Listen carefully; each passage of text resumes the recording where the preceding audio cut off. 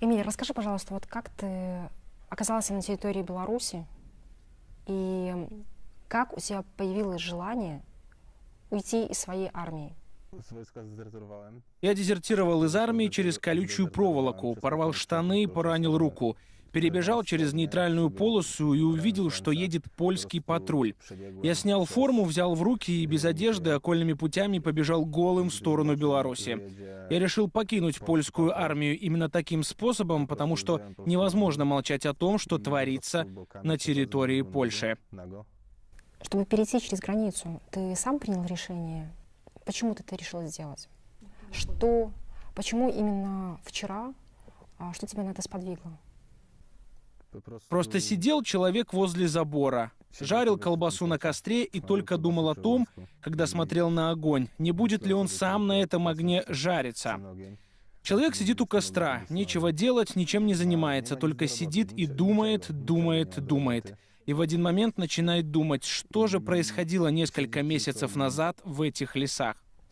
Мы сначала приехали, нам сказали, что будем стоять возле пограничных столбов, как обычно, и в один момент начали приезжать к нам мужчины из контрразведки. Они просто стояли и иногда только кого-нибудь цепляли, чтобы солдаты привыкли к тому, что люди по отношению к ним проявляют агрессию. Например, если солдат выходил, то они проверяли документы без причины, говорили ему глупости. Он понимал, что не может ничего ответить. Такое типичное демонстрирование превосходства. Контрразведка к обычным солдатам. Просто их цепляли около недели, а потом началась ротация, и опять они возвращались. И тогда начали приезжать по очереди машины, сначала одна, потом две машины с пограничниками. И в первый день взяли меня и коллегу. Подошел только командир и сказал: «Ты и ты, возьмите винтовки и поедете с пограничниками». Мы сели, а ребята из пограничной службы нам говорят: «Вы карабины положите». А мы заехали на заправку, и они сказали: «У пограничников только водители не пьют». Ты имеешь в виду, что вас взяли, и вы с пограничниками пили?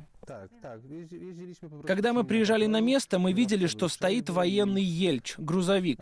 И один выходил, потом садились рядом друг с другом. И один у другого пограничника спрашивал: «Ну что, перезаряжаем оружие?» А мы спрашиваем: «А в чем дело?» Они на нас смотрят и говорят: «Перезаряжаем», и целятся в голову, чтобы заставить нас стрелять.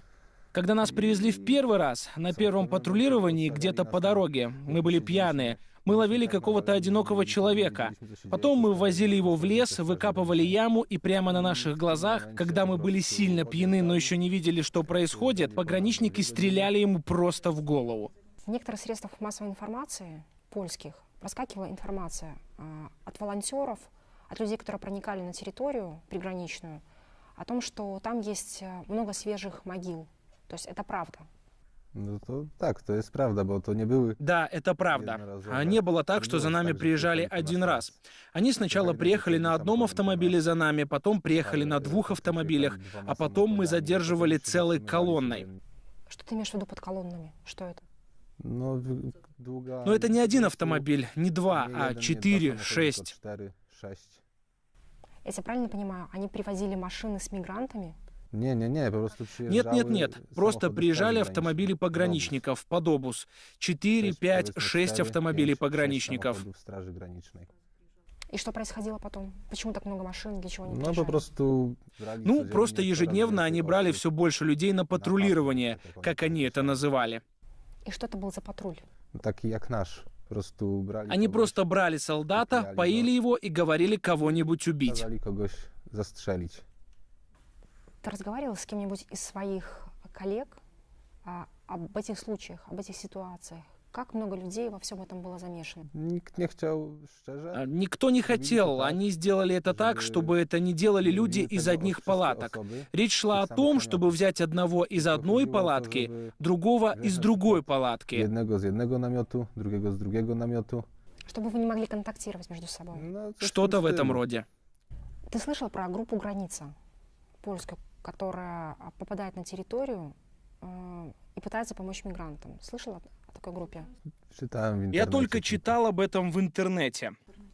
Они рассказывают, что сейчас в приграничной территории Польши находятся, в лесу лежат трупы, просто разорванные зверями. Ты что-то такое видел?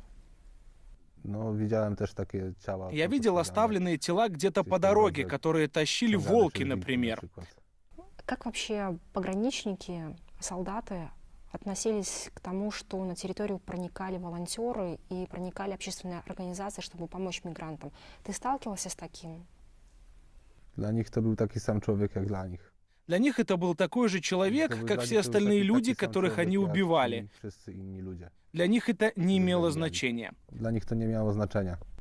Видел ли ты, как задерживали волонтеров и общественные организации, которые проникали на территорию приграничной для того, чтобы помочь мигрантам, журналистов, может быть, задерживали?